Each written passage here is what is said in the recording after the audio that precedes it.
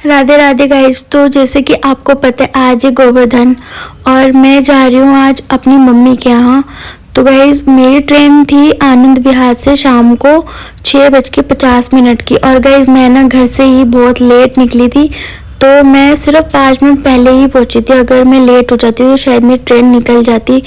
तो गाइस मैं बैठ चुकी हूँ ट्रेन में और चलते। तो गाइस मेरी ट्रेन ना बहुत ज़्यादा धीरे चल रही थी और मेरे को ऐसा लग रहा था कि शायद वो 1-1.5 घंटा लेट पहुंचाएगी मेरे को।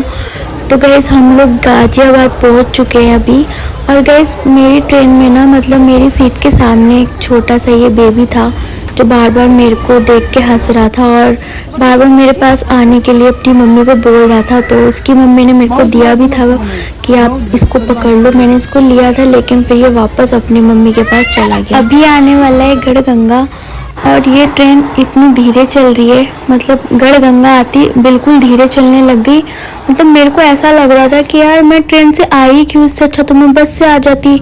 और इसने बाकी में ना 1.5 घंटा मेरे को 1.5 घंटा लेट कर ही दिया है, क्योंकि गढ़गंगा का जो टाइम था ना पहुंचने का वो 8:30 बजे का था और अभी 10 बजने वाले हैं। तो गढ़गंगा निकल चुकी है और हम लोग पहुंचने वाले हैं मुरादाबाद। और अब बज रहे हैं 11, मतलब इसका टाइम था 9:40 पे मुरादाबाद उतारने का और इसने बजा दिए पूरे 11 रात के। तो मैं और जो बोलना चाहूँगी कि ये जो ट्रेन थी ना सबसे बकवास ट्रेन थी।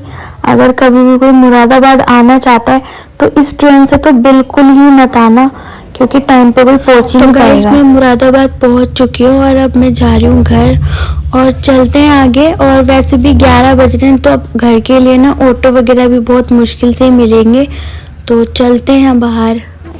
तो हम पहुंच चुके हैं बाहर वाली साइड और ये मुरादाबाद का रेलवे स्टेशन है, काफ़ी बड़ा है और अच्छा भी बना हुआ है, साफ़ सुथरा रहता है वैसे तो गाइस अब मैंने कर लिया ऑटो, क्योंकि मेरे को जो बैटरी रिक्शा होती है वो तो मिली नहीं थी, तो मैंने फिर पर्सनल ऑटो किया था घर के लिए। तो अब हम लोग जा रहे हैं घर की तरफ। तो ये आने वाला है यहाँ पे ताड़ी खाना चौराहा। और वैसे तो यहाँ बहुत भीड़ वगैरह रहती है, लेकिन रात को 9 बजे यहाँ मार्केट बंद हो जाती है। तो अब तो 11 बज चुके थे तो सभी कुछ बंद हो गया था, बस 1-2 दुकानें खुली हुई थी। बाकी आप देख ही रहे हो कि रोड कितनी खाली पड़ी है। तो मेरे को बस 5 मिनट लगेंगे अब घर पहुंचने में। और जो है ना आप ब्लॉग पूरा देखना, क्योंकि जो है मैं कल नानी के घर भी जाऊंगी तो मैं वहाँ की भी वीडियो डालूंगी इसमें। तो आप सबको हैप्पी भाई दूज। और गाइस मैं आपको बता देती हूँ कि मैं ये जो मेरे भैया हैं ये हमारे घर से थोड़ा दूर रहते हैं और मैं इनके ना 3 साल बाद जाके मतलब टीका करने आई हूँ। 3 साल से मैं टीका नहीं कर पा रही थी क्योंकि मैं अपने घर नहीं जाती थी, इसीलिए। तो अब इनका जो टीका आ रहा है वो 3 साल बाद हो रहा है और ये बहुत ज़्यादा खुश भी हो रहे थे कि चलो मैं 3 साल बाद तो आई कम से कम। और वैसे मेरे को लग रहा था कि शायद मैं अब टीका ही नहीं कर पाऊंगी, क्योंकि मैं जाती ही नहीं थी घर बिल्कुल भी। तो इसीलिए तो मैं सबसे पहले इन वाले भैया से आई थी टीका करने। और जो मेरे 2 भाई हैं उनका मैंने सोचा चलो मैं उनका बाद में करूँगी, पहले मैं इनका करके आ जाती हूँ। तो भैया ना कुछ खा रहे थे, मतलब पता नहीं छाली वगैरह। तो मैं उनको बोल रही थी कि अब मैं आपको मिठाई कैसे खिलाऊँ, आप तो वो खा रहे हो गुटखा। तो वो बोले मैं गुटखा नहीं खाता, मैं छाली खाता हूँ। मैंने बोला अच्छा। तो शायद उन्होंने खा ली थी तो फिर मैंने उनको खिलाई ये बर्फ़ी और फिर साथ में उनकी बेटी को भी खिलाई। वो वैसे भी रो रही थी, तो मैंने जब उसको बर्फ़ी खिलाई तो वो हंसने लगी एकदम से। आप देख ही रहे हो कैसे हंस रही है वो छोटी सी। तो मैं थोड़ी देर में अब यहाँ से चली जाऊँगी क्योंकि हम लोगों को जाना है संभल। तो चलते हैं। और मैंने मम्मी और मामा को घर से ले लिया है और अब हम लोग जा रहे हैं संभल। तो संभल की ना हमें बस नहीं मिल रही थी, हम काफ़ी देर खड़े रहे तो एक बस बहुत देर बाद मिली और मैंने जल्दी से भाग के सीट तो घेर ली थी, लेकिन उसके बाद इसमें इतनी भीड़ हो गई थी। आप देख ही रहे हो कि कितनी भीड़ है। और ना हमेशा ही ऐसा होता है रक्षाबंधन हो या भैया दूज हो तो संभल की जो बसें होती है ना बड़ी मुश्किल से उसमें सीट मिलना ना बहुत बड़ी बात है, मतलब बहुत मुश्किल से सीट मिलती है।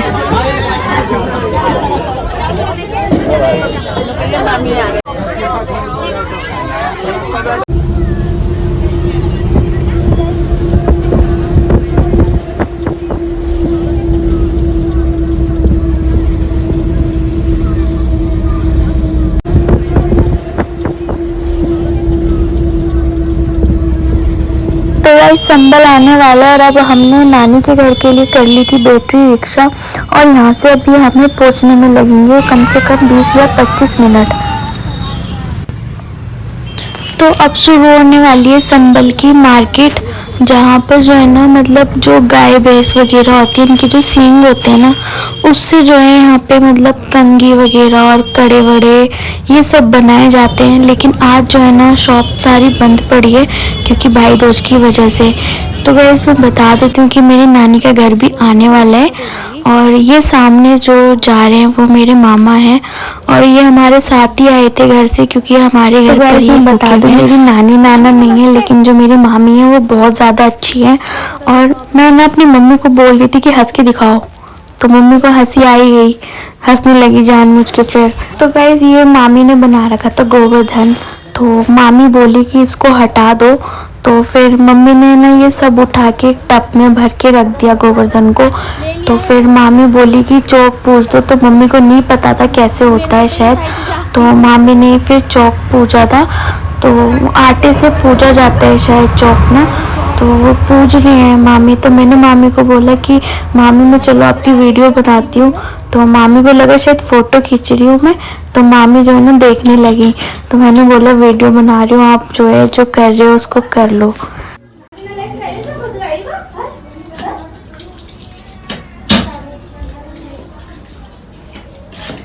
गोवर्धन का खींचा था फोटो, वीडियो बनाई थी मैंने, पहले ही बना ली थी।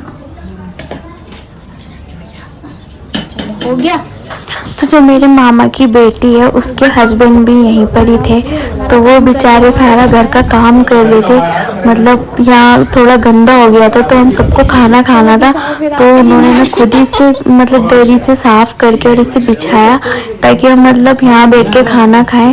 तो मम्मी और मैं और मामा हम तीनों जो है ना एक साथ ही खाना खाने बैठ गए और जो है ना मतलब हमें ना सारा खाना जो है ना जीजू ने प्लेट में लगा लगा के दिया, बोले कि आप तीनों खा लो और मैं आपको खिला रहा हूँ।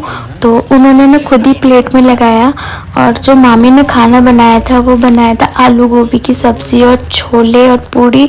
तो गाइस मैं बताऊं कि मामी जो है ना खाना बहुत टेस्टी बनाती हैं। मतलब हम मेरे को भी नहीं आता इतना अच्छा बनाना, तो ना मम्मी को भी नहीं आता जितना अच्छा मेरी मामी खाना बनाती हैं।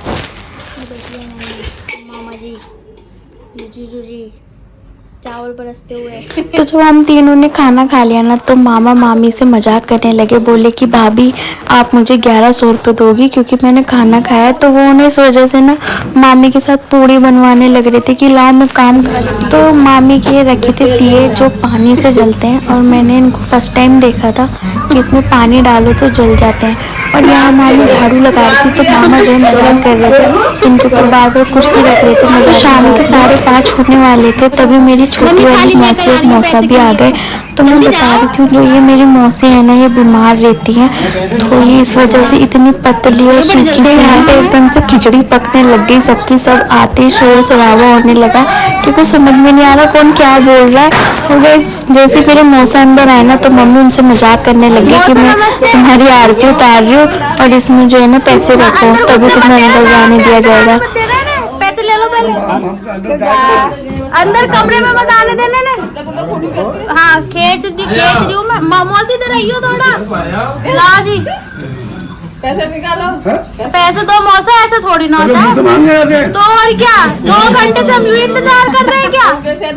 हाँ यहीं पे रुकना पड़ेगा, क्या फायदा हमारी और देर हो जाएगी ना मामा। और कौन आएगा? जल्दी लो पैसे, अब मौसा जल्दी दो। जल्दी ना तू।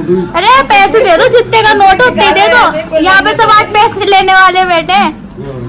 ये लो कर दी बेइज्जती मम्मी, 1 रुपए दे के। चिपका दे माथे में।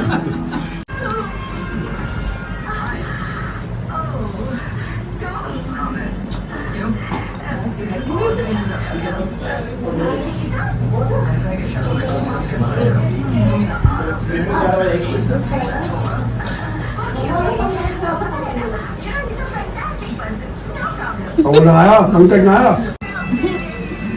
तो मौसा बैठो, सामने टीका कर रही है मामी। हो गया टीका, लो।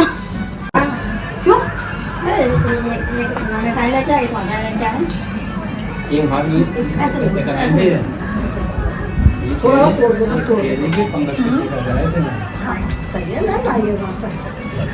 यहाँ फिर मामा मजाक करने लग गए कि मामी के सिर पे ट्रे रख रहे थे और मामी ने सिर नीचे गिरा तो ट्रे उन्हें नीचे की तरफ आके गिर गई। अरे ट्रे क्यों तोड़ रहे हो मामा, मजाक के चक्कर में।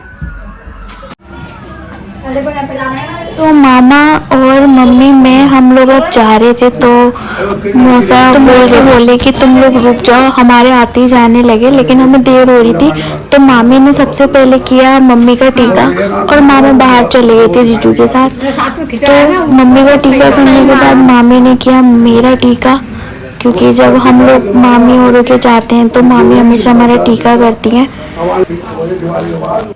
तो गाइस जब मामी ने मेरा टीका करा तो उसके बाद जो है मामी और मम्मी गले लगने लगे, तो तभी ना मेरी मामी रोने लग गई, क्योंकि मेरे बड़े वाले मामा भी नहीं है और मेरे पापा भी नहीं है। तो इस वजह से मामी को मतलब ऐसा लग रहा था कि अब हम लोग जा रहे हैं तो उनका घर खाली खाली हो जाएगा। तो वो बोल भी रही थी कि तुम लोग जा रहे हो तो मेरा घर सूना हो जाएगा, तुम आते रहा करो, अच्छा नहीं लगता।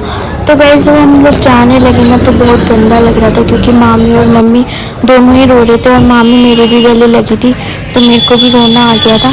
तो गाइस अब हम मामी जो हमें बाहर तक छोड़ने आएंगी, तो अब हम लोग जा रहे हैं तो हम यहाँ से रिक्शा करेंगे मतलब बस स्टैंड। तो गाइस वीडियो यहीं तक की थी। अगर मेरी वीडियो अच्छी लगी तो लाइक सब्सक्राइब करना मत भूलना, और गाइस मेरी नानी का घर कैसा लगा मेरे को कमेंट में ज़रूर बताना।